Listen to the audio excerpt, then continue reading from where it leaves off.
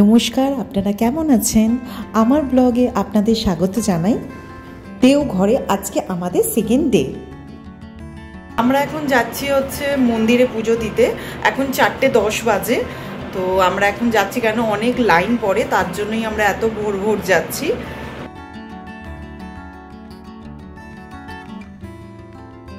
মন্দির যাবার রাস্তাতে আমরা কিছু এখন পাচ্ছি না, তাই হেঁটেই যাচ্ছি। এই আমাদের হোটেল থেকে মন্দির 1.1 কিলোমিটার।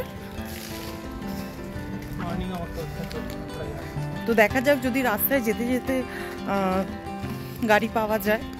কিছুক্ষণ হাঁটার পরেই আমরা টোটো পেয়ে গেছিলাম এবং সেই টোটো করেই আমরা মন্দিরে আসি। বাবা বৈদ্যনাথ ধাম, এখানে দূর দূরান্ত থেকে পর্যটকেরা আসে বাবার দর্শন করতে।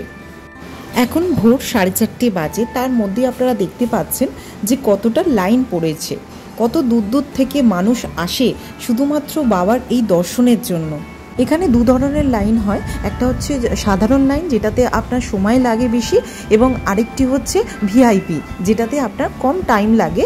এইভাবেই আমরা এগিয়ে চললাম বাবার কাছে বাবার দর্শনের জন্য, এবং আমাদের খুব ভালো মতো দর্শনও হয়েছে বাবার।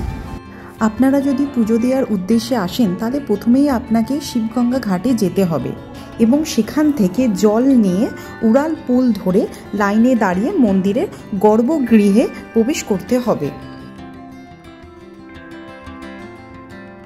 আপনারা দেখতেই পাচ্ছেন লাইনটা বিশাল বড়। আপনাদের বলে রাখি যে এই মন্দিরে টোটাল 4টি গেট আছে এবং এরই ভেতরে 20টি মন্দির আছে। এখন যাচ্ছি ব্রেকফাস্ট করতে। আমাদের পুজো দেওয়া হয়ে গেছে। মন্দিরের কাছেই আমরা খুব ভালো একটা রেস্টুরেন্ট পেয়েছিলাম যেটার নাম হচ্ছে বাকে বিহারি। সত্যি এখানকার খাবার অসাধারণ এবং এখানকার প্রাইসও খুবই কম আছে।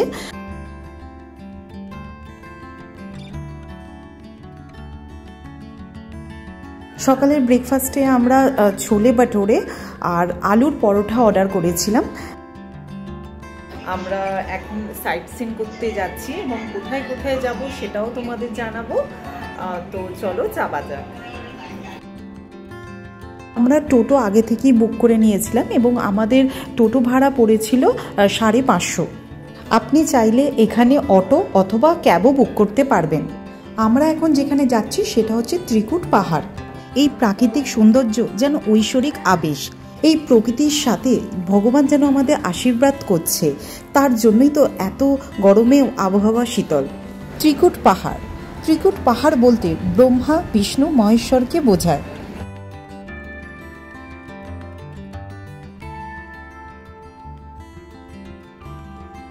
এই পাহাড়ের মেন আকর্ষণ হচ্ছে কিছু মন্দির আর রোপওয়ে, কিন্তু রোপওয়ে এখন বন্ধ আছে, কাজ চলছে। বেশ কিছুটা সিঁড়ি পার করেই মন্দির। ত্রিকুট পাহাড় প্রাকৃতিক সৌন্দর্যে পুরোটাই পরিপূর্ণ। এই হচ্ছে মন্দির, এটি প্রাচীন শিব মন্দির হিসাবে পরিচিত।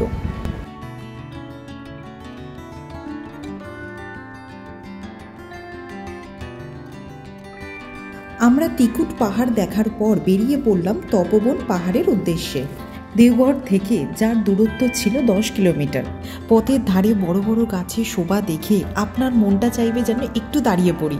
তপোবন যাওয়ার পথটি খুবই সুন্দর এবং পর্বতের আশেপাশেও প্রচুর গাছ রয়েছে।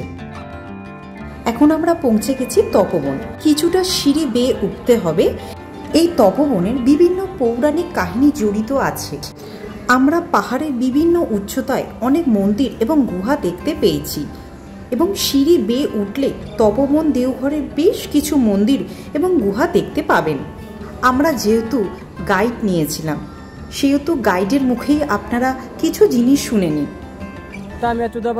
भ्रमण के टाइम जब विश्राम करते हुए जब निकले थे वहीं पे सीताकुंड में सीता मैया कहीं पे विश्राम जाके किए थे।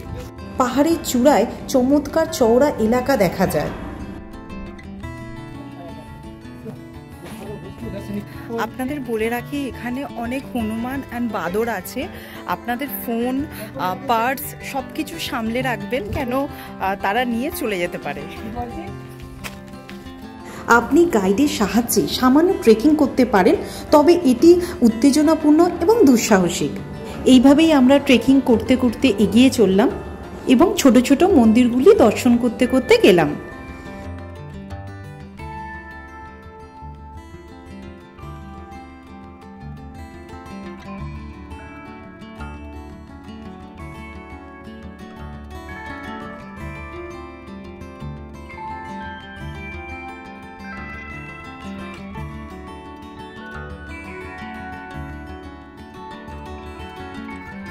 যিনি আমাদের গাইড ছিল তিনি খুব ভালো মতো আমাদের বিশ্লেষণ করে নিয়ে গেছে। सीता मैया को जो दर्शन दिए थे, जब राम लक्ष्मण सीता मैया 14 बरस जब भ्रमण टाइम जब निकले थे, तो हनुमान जी परीक्षा जो लिए थे उधर जाके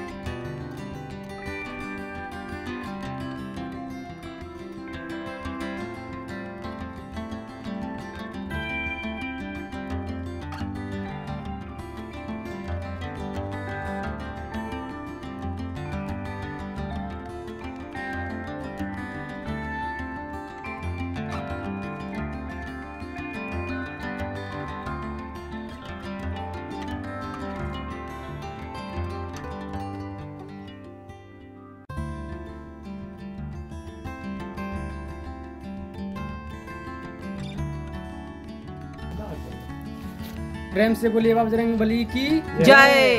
देखिए आप लोग बाबा बैजनाथ धाम में अपने शिवलिंग जो पूजा करके आए बाबा, रावण फर्स्ट तपस्या करके कैलाश पर्वत में शिवलिंग को जो प्रसन्न करके उठा के लंका लेके जाने के लिए जब खोज रहे थे, पहले ने बोल दिया था महादेव ने उसका जाने के लिए, अर्चन उसका साथ में जाने के लिए वो खुश हो गई, उसका साथ में खुश हो गए। पहले ही महादेव ने एक तो पसंद किया था, एक ही बार में आपको उठा के लंका लेकर जाना पड़ेगा, जहाँ पे नीचे में रखेंगे जमीन में वहीं पे स्थापित हो जाएंगे। इसीलिए उसका जाने में अर्चन उसका साथ में जाने के लिए खुश हो गए। विष्णु देव ने जल को जब बोला तुम जल को शुद्ध कर लो, तब शिवलिंग को तुम उठा के तुम लंका लेके जाना था, जल को शुद्ध कर लिए, शिवलिंग उठा के लंका ले जाते तो फिर देवी तो राज नहीं लगता, राक्षस कराया। इसीलिए इसी शिवलिंग को उठा के इसी जंगलों से बाबा बैजनाथ धाम तक जब पहुंच गए, इसको बहुत जोर से पेशाब आ गए, क्योंकि पेशाब आ गए शिवलिंग को उठा के लंका ले जाएंगे फिर देवी तो राज नहीं रहेगा। इसलिए बेजू के रूप में धर के बुढ़ा सा कोई गाय चढ़ा था, बोला तुम सुनो सुनो सुनो, तुम शिवलिंग को हाथ में 2 मिनट तुम पकड़ लो, पेशाब करके मैं तुरंत में रेडी आ जाऊंगा। तो शिवलिंग को उसको हाथ में थमा देने के बाद पेशाब करने के लिए चला गई।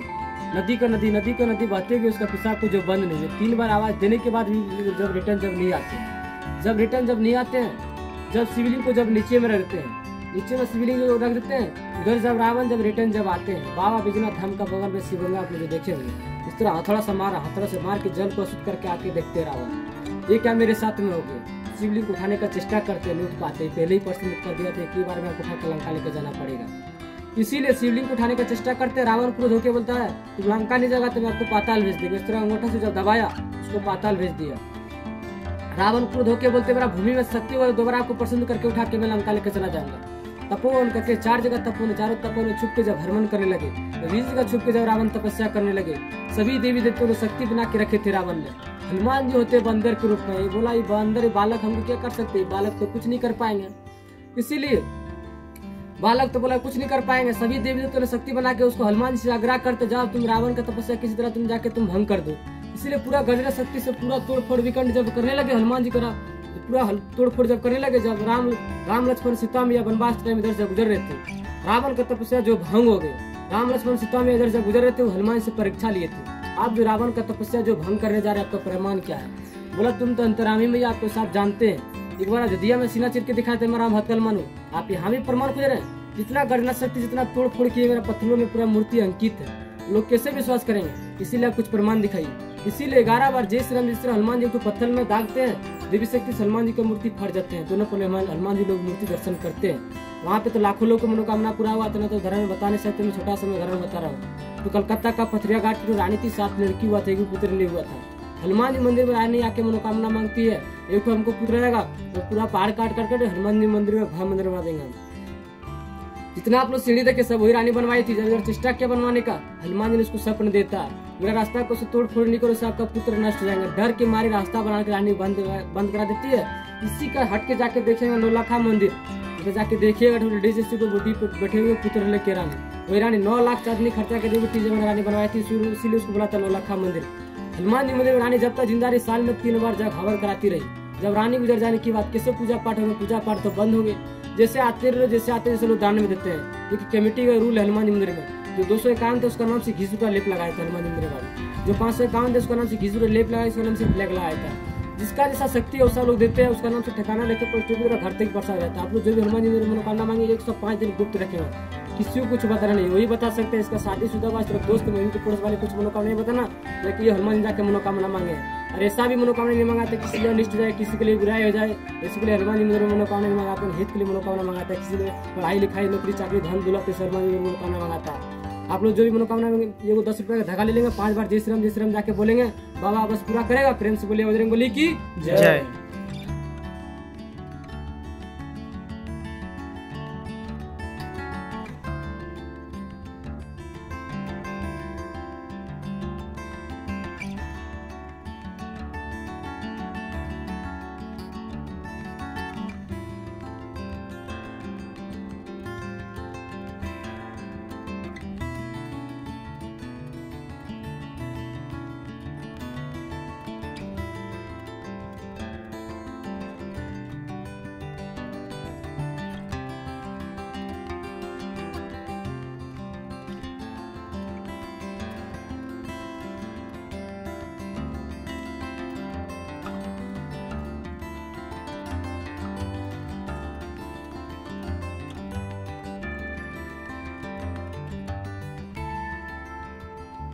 ফাইনালি পাহাড় শেষ হয়েছে তপবনের।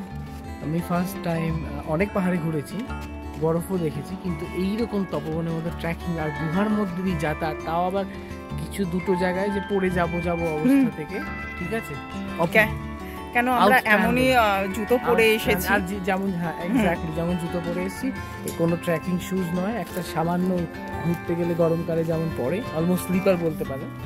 দারুণ দারুণ এক্সপিরিয়েন্স, আপনারা অবশ্যই আসবেন, তবে হ্যাঁ একটু রোগা হলে ভালো হবে। ইনি হচ্ছে লক্ষ্মণ, আমাদের গাইড ছিল। আমাদের গাইড আমাদের এতটা সুন্দরভাবে ঘুরিয়েছে। আমরা এখন বেরিয়ে পড়লাম নলাখা মন্দির দর্শন করতে। এটি দেওঘরের অনেক পুরনো একটি মন্দির।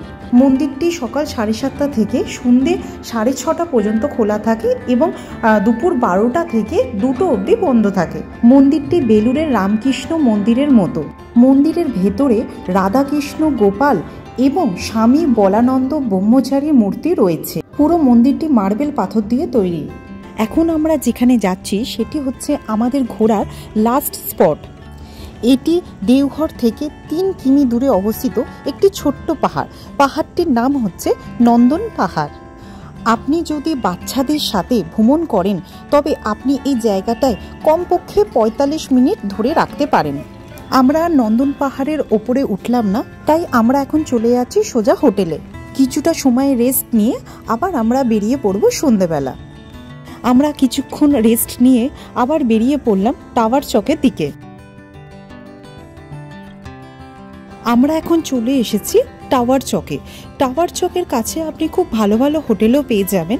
এখানকার চা আমার খুব ভালো লেগেছে, কেন আমি যেহেতু চা প্রেমী তাই। এখানে আপনি অনেক সারি সারি খাবারের দোকান পাবেন এবং এখানকার খাবারের টেস্টও খুব অসাধারণ। আমরাও চলে এলাম লাস্সি খেতে।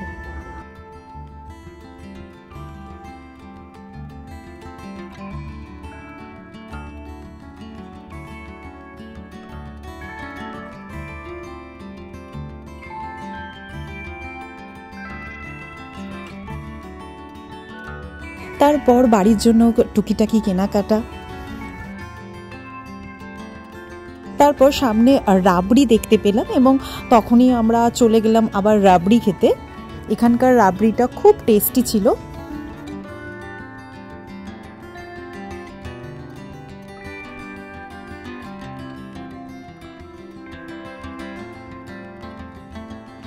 দেওঘর এলাম আর প্যারা কিনবো না সে কখনো হয়, তাই আমরা বাড়ির সকলের জন্য প্যারা নিয়ে নিলাম।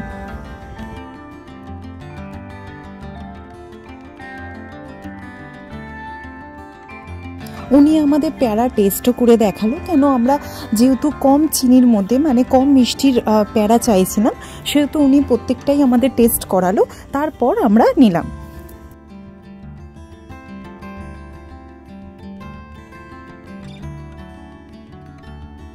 খুব সুন্দর একটা ট্যুরে এসেছিলাম আমরা। খুব ভালো লাগলো। তুমি? ট্যুরটা খুবই ছোট কিন্তু দারুণ, অনেক কিছু শিখেছি যেটা আগে কখনো করিনি। এখানে পাহাড়ে উঠেছি এবং প্রচুর কেভসের মধ্যে দিয়ে গেছি, ছোট ছোট রাস্তাগুলো যেগুলো আগে পাহাড়ে গেলেও এইগুলো কখনো এক্সপিরিয়েন্স করিনি। আর অবশ্যই অবশ্যই জ্যোতির্লিঙ্গ বৈদ্যনাথ দর্শন করেছি, এটা সব থেকে জীবনে বড় পাওয়া। Thank you. আমার এই ভিডিওটি কেমন লাগলো অবশ্যই জানাবেন। যদি ভালো লেগে থাকে তাহলে লাইক, শেয়ার, কমেন্ট করতে ভুলবেন না এবং চ্যানেলটি সাবস্ক্রাইব করতেও ভুলবেন না। আশা করি আপনারা ভালো থাকবেন। Thank you.